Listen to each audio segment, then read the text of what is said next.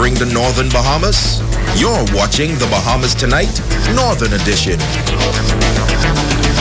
Welcome back. The Ruthnell Technical Institution partnering with St. Bonaventure University to give at-risk youth a second chance. As Remiko Knowles tells us, young persons are finding relief through that program. Expanding its reach with the help of St. Bonaventure University, the Ruthnell Technical Institute is opening a satellite campus in 8 Mile Rock sometime in March. Professor at the university, Dr. Todd Palmer, says that he is inspired by Mr. Delancey's passion for working with students who are often marginalized. So you have the programs where he's moving people up, moving them to the next level, but he also has these other programs where, like vocational programs, and over the years he's had many different vocational programs, often responding to the needs of the island and the local business. So there's a reason why I think Fred Delancey is a bit of a legend around here, because Fred is a person that he has big heart, he has big dreams, and most of the time he makes big things happen. Newly appointed chairman of the Institute, Attorney Pleasant Bridgewater, says they are looking forward to continuing their relationship with the university. Especially that Ruthnell is officially registered and accredited with the NACOB, which is the official or the national accreditation board for the Bahamas, and so we are delighted to be registered, and also to be able to offer our students those benefits. Since the inception of the program some 14 years ago, the Ruthnell Technical Institute has been assisting and facilitating young persons that were taken out of high school for academic or behavioral reasons. President Fred Delancey says hundreds of students have participated in the program. These are young people who would ordinarily be thrown to the wolves and eventually end up in trouble.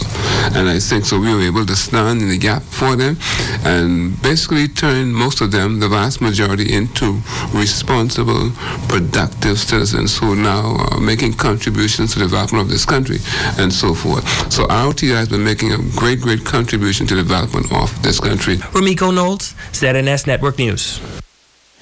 Thank you, Remiko. While the breakdown of the family structure being blamed for some of the social ills impacting the nation, a prominent Anglican clergyman making this charge while addressing a recent church service on Grand Bahama. Rector at Pro Cathedral of Christ the King, Canon Norman Lightborn, while addressing the legal fraternity and hundreds of students from across the island, breaking down the many social ills facing the country today. Canon Lightborn says that these social ills are seeking to destroy our way of life. Firstly, the breakdown of home and family life. Secondly, the high rate of unemployment in our country, particularly here in Grand Bahama. Thirdly, the serious gambling problem we got in our nation. Fourthly, the problem with greed and corruption. He says that at the heart of the problem is the breakdown of the family structure, and that any dysfunction bred within the home will affect all aspects of society. Wherever people assemble, wherever people gather, they come from homes. And if our homes are dysfunctional, oh, my brothers and sisters, if our homes are dysfunctional, our schools shall be dysfunctional. If our homes are dysfunctional, our places of employment shall be dysfunctional. If our homes are dysfunctional, our churches shall be dysfunctional. He says that it can no longer be a wait-and-see approach, but rather, everyone must come together to effect change in this nation. Until we are able to solve this problem, we could build as many rooms in Her Majesty's prison until we are tired. We could budget billions and billions of dollars. We could hire thousands and thousands of police. We could stock the benches of the courts. But until we are able to deal with home and family life. Our efforts, I can tell you from this spot, will be to no avail. He says our country needs to turn to God. We must go back to basics. Amen.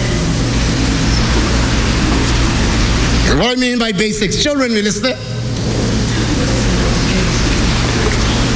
Basics, in my humble opinion, mean love, respect, and reverence for God. Megan Shepard, STNS Network News. Well, tonight we launch a week-long series on what can be considered a taboo subject in this country, and that's sexual abuse. For the next 5 days, we will shine the spotlight on this issue with the hope of encouraging other alleged victims to speak out and ask for assistance.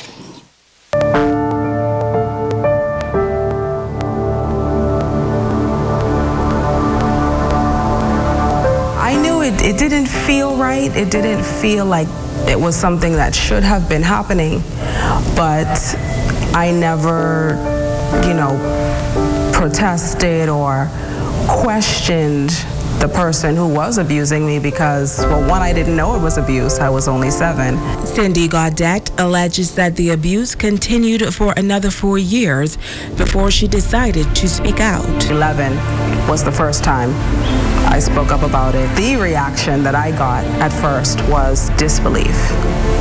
And then a little bit later, I was told that I would just have to put up with what was going on. What was that like for you? That was devastating. And then you also went to a priest. Yes, I did. I went to my priest at the time, hoping, that he would have been able to do something.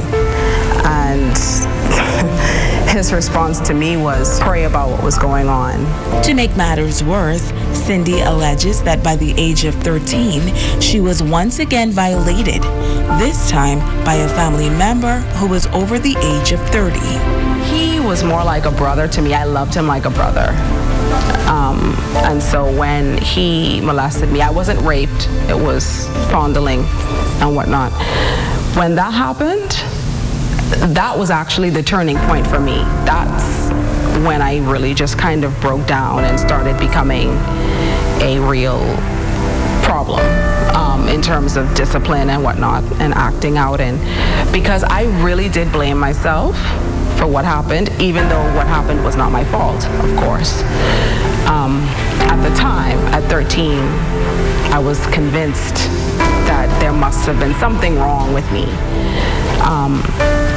Because one of the things he said to me while he was molesting me was, do you see what you're making me do? At 15, yeah, I attempted suicide at 15. While I was in hospital, still in the early part of my treatment, I was asked, begged really, to not say to the doctors why I had attempted suicide. I was placed on the DIA ward for 3 days after my suicide attempt. Shortly before I had turned 16, I started contacting the crisis center hotline anonymously. I had finally told her my name and the school that I was attending. And a couple of days later, the principal called me into the office.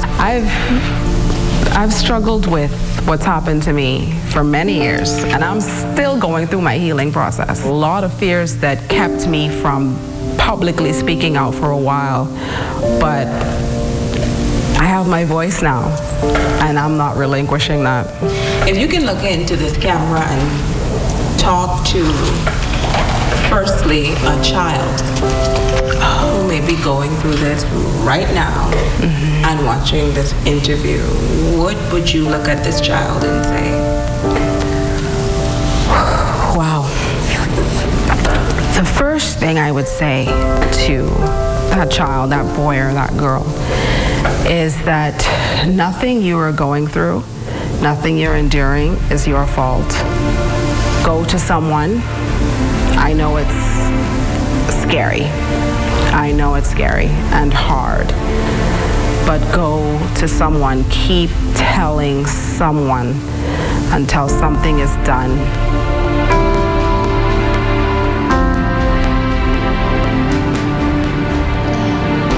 We have been advised that members of Cindy's family have denied these allegations. However, if you are a victim of sexual abuse, we advise you to contact police at 911-919, or you may contact the Bahamas Crisis Center at 328-0922. And now it is time to ask the doctor.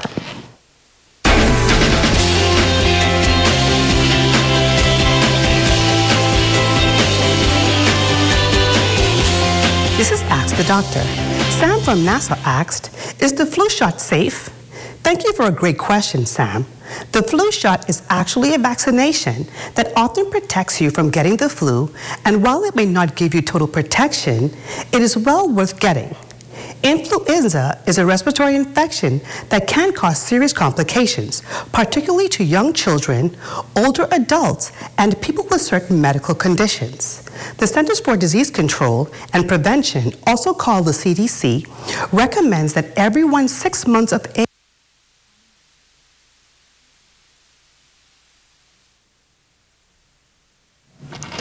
We do apologize for that technical glitch, but stay with us. Ramiko Knowles has a check on sports when we come back.